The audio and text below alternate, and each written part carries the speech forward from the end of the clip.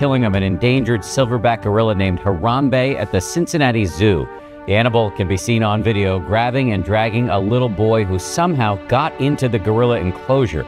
Obviously, this is a very emotional time at the Cincinnati Zoo. A 4-year-old at the Cincinnati Zoo got into the enclosure, and then a 400-pound gorilla grabbed him.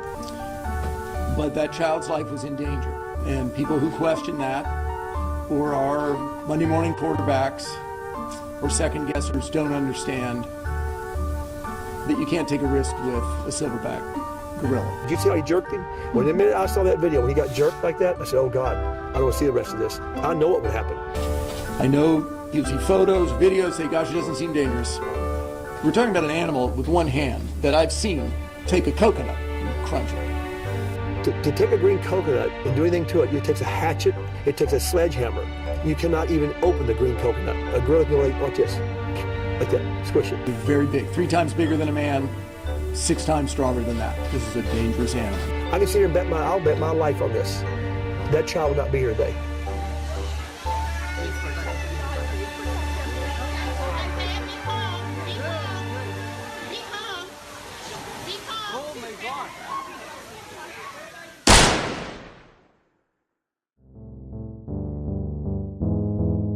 May 28th, 2016. That was the day our beloved Harambe was taken away from us. His death was mourned across the world, with many wondering what could have been if he wasn't murdered. Harambe was so important to the plot that his death caused a splitting in the timeline, leading humanity towards an altered and suffering existence. So what happens next?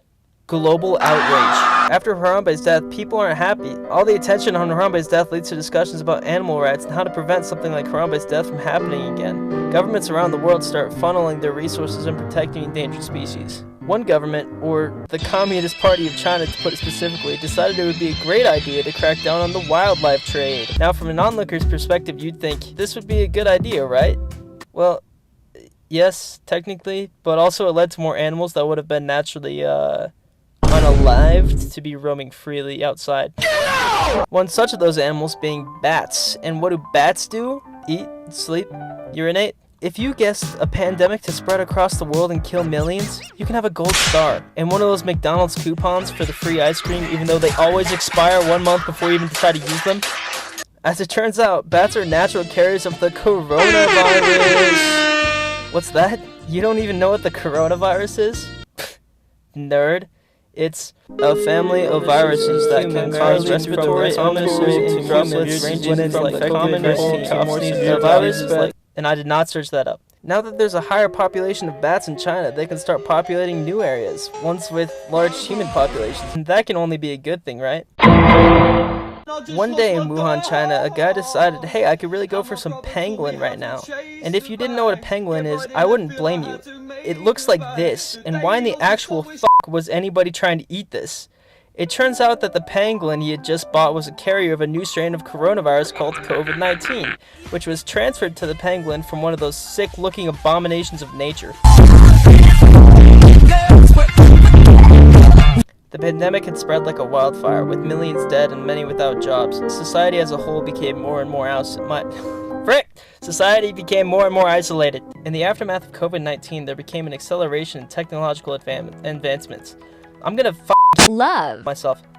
Leading to society having a greater reliance on AI and automation. In the past, maybe only millions had lost their jobs due to COVID, but with the introduction of AI and automation, more than millions were losing their jobs. Everywhere you go, there's no human workers in sight. When you want to order your food, you have to order it from an AI named Terrence. When you go to the movie theater, your robot would come to pick up your popcorn after you just dropped the whole fucking thing on the floor. Dumbass. And no, I don't want any pickles on my burger, Terrence.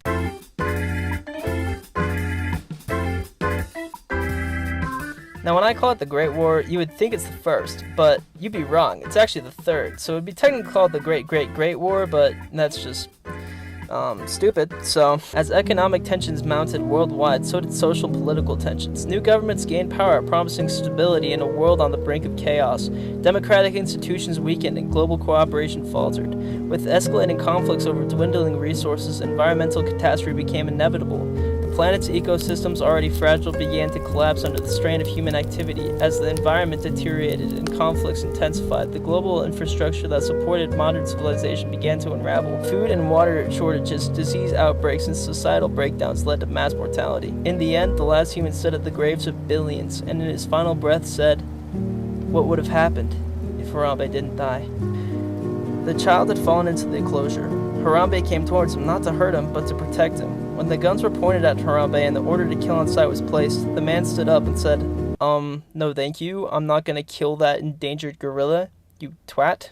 Years passed and the ASS was created, the automated simian translator, and Harambe was the first test subject, making it so he could speak English. And after they had given it to him, Harambe had started showing an interest in knowledge, and he eventually became the smartest animal on the animal planet and discovered the cure to cancer, world hunger, and sadness.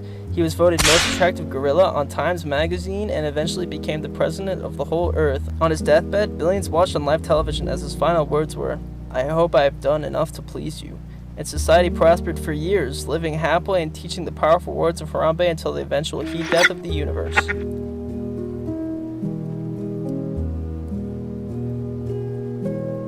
Hey, so this video actually took me a while to make, so if you don't subscribe, I'm actually going to touch you.